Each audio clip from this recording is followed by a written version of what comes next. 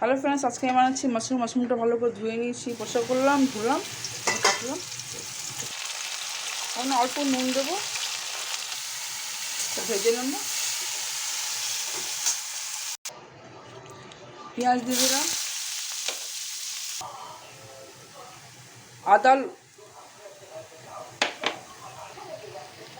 আদা রসুন লঙ্কা বাটা দিলাম, ধনে জিরে হলুদ নুন, চিকেন মশলা দিলাম। চিকেন মশলা না থাকলে গরম মশলা দিতে পারেন। দিয়ে দিলাম, মিক্স করে সামান্য অল্প জল দেবো, অল্পখানে একটুখানি ভাজবো, সেদ্ধ হয়ে যাবে। Mushroom ready.